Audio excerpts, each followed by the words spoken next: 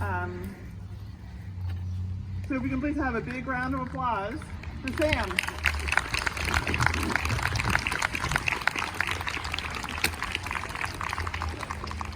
Good afternoon. Can you guys hear me? Oh, thank you. Hello? Alright. Good afternoon. My name is Sam Stewart. I'm 13 years old, and I want to speak to you about what's happening in our country. My grandma has a favorite church song that's called "Let There Be Peace on Earth and Let It Begin with Me." It seems like a whole lot of things need to change in our country before everyone will be treated fairly. And I think the best way to do that is do what the song says. Let it begin with me. In the past few weeks, these are some of the things that I have done to try to help bring the needed change. I went to Washington, D.C., onto the Black Lives Matter Plaza near the White House to stand for justice. I read some news articles to make me smart about everything that's been going on lately. I talked with my dad a lot to hear his stories and to help me understand things better. I listened to what other people had to say. I participated in an all-school video meeting about George Floyd, and I spoke up. I gave my parents lots of hugs, wiped away my mom's tears, and told her it was going to be okay and that we were going to make it through together. I wrote Black Lives Matter and Justice for All in the sidewalk chalk on my driveway with my brother, Jack. I had ice cream and drank some awesome coffee from 2 different Arlington businesses owned by Black families. When I was in 3rd grade, I won the chance to spend an afternoon with 2 Arlington police officers. They picked up me and my friend from school, took us with them to the police station, and let us do some cool things like try on their heavy vests. We met so many police officers that day, and they were really nice. I wish I could talk to some of those police officers now and hear what they feel about everything that's going on, and the changes that they think should happen for everyone to be treated equally. There are people who think, well, I can't do anything about it, so I won't. But that's where they're wrong. We need to come together as friends, as families, as communities, and as a country. We must come together to make a change. I guess what I'm trying to say is that we as a country have to do better. And I think that change has to begin with me, with each of us. No one is ever too old or too young to take action. And there are no actions that are too big or too small. I told you some of the things that I have done in the past few weeks. Let me tell you some things that you guys can do. If you're comfortable with doing so, you can tell your story. And if you've been affected by racism, tell that story as well. Just remember, people like me, my dad, and all of us need your help to make this country a better place. Each of us taking our own small and big actions is how we will come together as a community, as a country, to make things better and bring justice for all. Thank you for your time.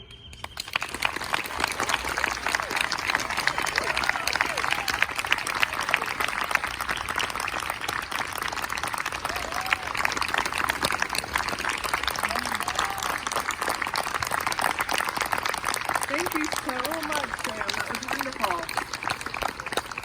Our next speaker, John Stewart, is a community member, a singer and performer, and has deep roots in Arlington.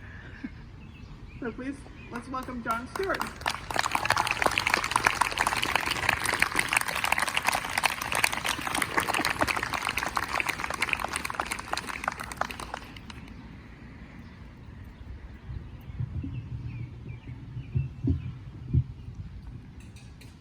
I planned for everything except for how emotionally my son speaking was going to hit me, so I needed a minute to get myself together. About a week ago, I wrote a Facebook post, and I'm going to start with what I wrote. My mind has been reeling with the events of the past 2 weeks. I've run the gamut of emotions, but today, what I'm feeling most is anger. My grandmother was afraid she'd be killed if she were to march for her freedom. My mother had to march for her freedom. I was at the Million Man March. I was there when the KKK tried to march in DC. I march to keep and expand my freedoms. I can't believe that in this great country, in 2020, my kids march today against police brutality, for the freedom to feel safe with officers of the peace whom they both deeply admire. I'm angry at the bad apples I keep hearing about, and the people that protect them when they've obviously done wrong. It is long past time to prune the tree. There are so many great police officers, and I hate that they're being tarnished in any way by all of this. I'm angry that I had to have the talk twice this week. The reality is that my little boys aren't little anymore. Sam is older than Tamir Rice was when he was killed. I broke down and cried as I told Sam that no matter what happens, his number one job is to come home alive to us. That is not something that any parent should have to say to their child. We have to fix this. When I wrote these words 8 days ago, it never occurred to me that I would be here speaking to you about them. My name is Jonathan Stewart. I was born in Washington, D.C. and grew up on Capitol Hill. I have lived in Arlington for over 20 years with my wife, Michaela. I'm a teaching assistant in the Arlington Public School System for 14 years, and I've worked in APS for 16. I have 2 sons, Sam and Jack. We have come so far as a country from my grandparents' generation. My grandmother was born on a sharecropper's farm and moved to Washington, D.C. 100 years ago. My grandmother saw and experienced so much violence and hatred that made it almost impossible for her to love her white brothers and sisters. I think the best she could muster was a wary tolerance. My mother grew up under Jim Crow laws. She knew that as a black person, there were things you didn't do, you didn't say, and places you didn't go if you wanted to avoid trouble. My mom taught me to love and respect everyone, but that not everyone would feel the same way. I'm the youngest sibling in my family by 12 years. As my brother Marvin once said, "We're purple haze, you're purple rain." My brothers and sisters' childhood came with the ending of those Jim Crow laws. They saw the gentrification of our Capitol Hill neighborhood from all black to mostly white in half a decade. They lived through the assassination of Martin Luther King Jr., Malcolm X, and both Kennedy brothers. They attended Catholic schools that were desegregated, but not everybody was happy about it, nuns included. My generation came up in the world after the Civil Rights Movement. My friends and I are the generation whose parents were a part of the Civil Rights Movement, or who at least grew up accepting it. It was not shocking when I ran into the house of any friend, regardless of color.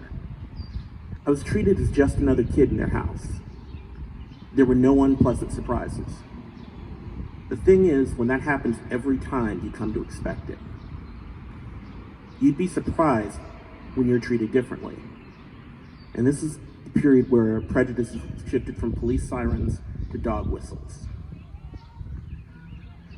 My sons are growing up in a world that feels like we are progressing and regressing at the same time. I've never had a white person call me the N-word, but Sam has. Twice. The first time, he was so angry that he wanted to fight the person who said it. I don't blame him. The second time, Sam sought out a trusted adult and formulated a plan of what to do. Sam informed the counselor that he would want it to be the one to speak to his campmate. Sam told him about the word, why it was wrong, and how it hurt him. And the boy burst into tears. He knew he was throwing an insult his way, but he thought it was like calling him a jerk or a loser. He honestly didn't know better and felt horrible about it. Sam forgave him, and they became better friends. I freely admit that my son was a better man than I would have been in that situation. Sam is 13. I had a life-altering event occur when I was 13 years old in my own Capitol Hill neighborhood. How did it start? I went to a Boy Scout meeting at my church with my best friend. We left the meeting with two friends I'd recently graduated 8th grade with. And as I tell you this story, it's important that you remember that we were literally 3 Boy Scouts and an altar boy. We decided to make a trip to our friend Amy's house. We were walking down the street and it was a wonderful night. Everything that anybody said was the funniest thing that had ever been said. We're laughing, we're joking, we're high-fiving each other. Everything is great in our world. When we get to Amy's house, her house has a big picture window by the door. We knock on the door, we look in the window, no one answers. We turn to leave. A man in a dark windbreaker walking down the street said, "Hey, why are you guys looking at those people's window?" One of my friends said, "Well, our friend lives here. They're not home, so we're going." And he says again, but louder, "Hey, I'm a police officer. Why were you looking in those people's windows?" We started to explain, but as we were explaining, he spoke into his radio. A minute later, the entire block, a DC city block, was filled with police cars. I counted 11, plus there were people who were on bikes. This was the angriest group of people I've ever seen in my life. I'm gonna say it exactly the way it was said to me, because I want you to feel the full impact of it. The first police officer looked at us and said, "Well, we finally caught you motherfuckers, didn't we?" At that point in my life, I honestly didn't know that police officers cursed. I didn't know that was something they did. I thought it was like on TV, police officers don't curse during TV shows. Why would they curse in real life? At that point, it's insults, curses, threats, promises that they're gonna lock us up. I'm flabbergasted. I'm just saying over and over again, I don't understand this. I don't understand this. One of the police officers said, "Son, there are gonna be a lot of things in this world that you don't understand." It was at that point that Amy's next door neighbor came out of his house. And fortunately, this man was the father of a girl that I graduated 6th grade with, who'd known us for years. And the first thing he said was, "Jonathan, what's wrong?" This man spoke to the police officers, vouched that he knew us, vouched that he knew that we knew the people that lived next door. And it was at that point that the situation turned.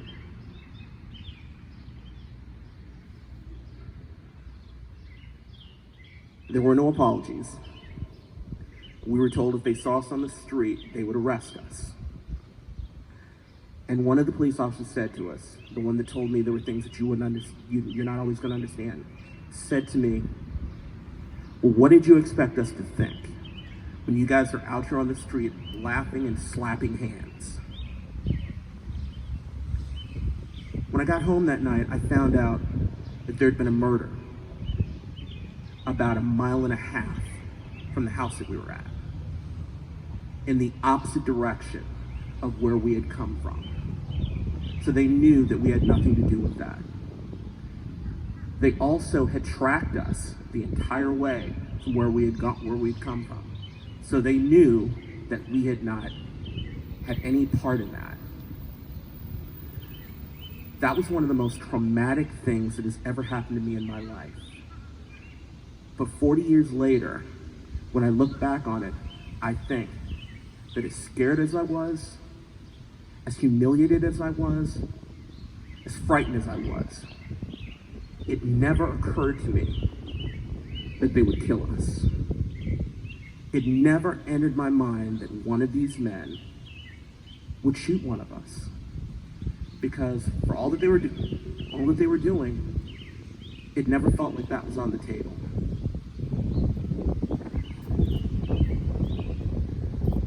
It's the reality that my sons, or one of my friends, a neighbor, or one of my students could die that got me to log off, sort of, and stand up with you today. My son had a list of suggestions. I have a few of my own. One, if you see something or you hear something, say something. We all talk to people, and we all hear comments that we just ignore because we don't want to go down that road. It's time to go down that road. It may be Thanksgiving, it may be on a bus, it may be the office, but when you hear something that you know is wrong, we have to speak up and confront it. 2, vote, vote, vote. Okay, November, enough said. We all know about that. But we need to make sure that we have people in place that understand the problems that we're facing, that are going to look at racial justice and the issues that our community is facing as more than just a talking point, that they're actually going to stand up and do something about it. 3, talk to your children and listen. I'm going to embarrass my son Jack here for a second. My son, he lives for kicking, shooting, or hitting a ball over a net or into a little round hole. That's what his focus has been. His first sentence was, "No, Sammy did it." His second sentence was, "Shoot the ball." I knew that things were serious 4 years ago when he came home and he was talking about what was happening in our world and the fact that his classmates, he was worried about what would happen to his classmates. Would they be able to stay in the country? Would Dad be able to stay in the country if they change the rules? I knew things were serious then, and I'll put it on myself that maybe I didn't do enough at that point. Because maybe, I don't know what I could have done, but maybe we would be in a different place than we are right now.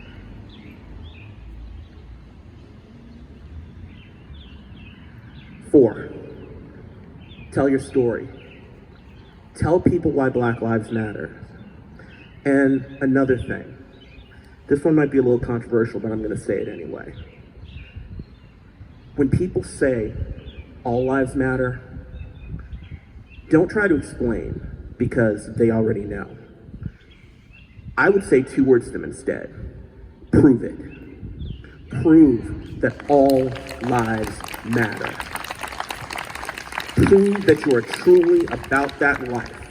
That when want somebody that doesn't look like you, that doesn't agree with you, that is different from you, is having a problem, that you're going to stand up and you're going to be with your brothers and sisters because to you, all lives matter. Until then, I don't want to hear it. It's just a shield. And 5, don't stop. We cannot stop. Because if we stop, we will go backwards. We have moved backwards in the last few years. We cannot allow this to happen. There's a song that I'm gonna lead you in. My thing is I'm not really a public speaker. I'm a singer. Usually when I have a microphone in my hand, I'm singing. That's what I do.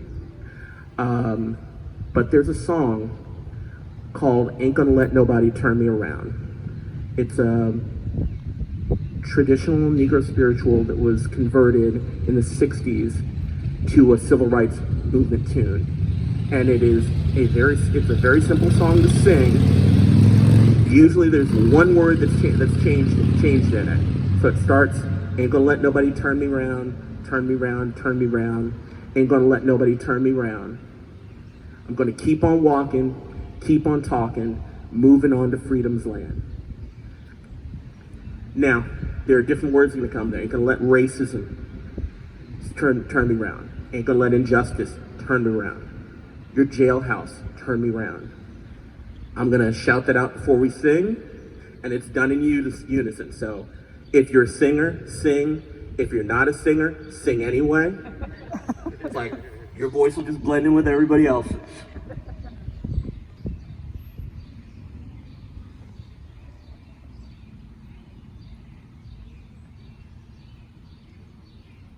Ain't gonna let nobody turn me around, turn me around, turn me around. Ain't gonna let nobody turn me around. I'm gonna keep on walking, keep on talking, marching on to freedom's land.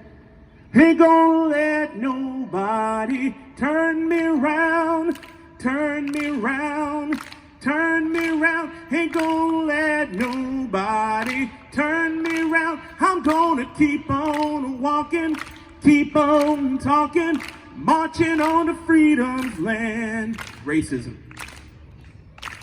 Ain't gonna let racism turn me around, turn me around, turn me around. Ain't gonna let racism turn me around. I'm gonna keep on walking, keep on talking, marching on to freedom's land.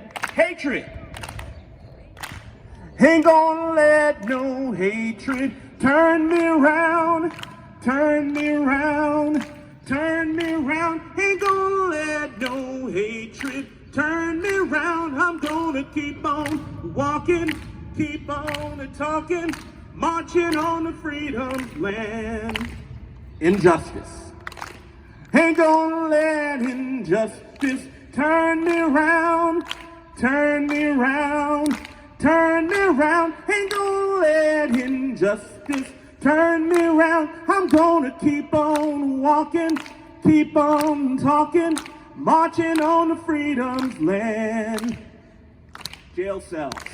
Ain't gonna let no jail cell turn me around, turn me around, turn me around. Ain't gonna let no jail cell turn me around. I'm gonna keep on walking, keep on talking, marching on to freedom's land.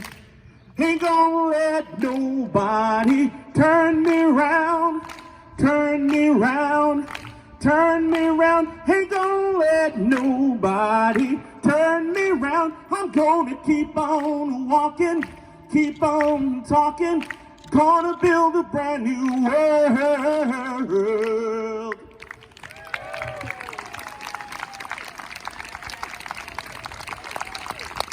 Thank you.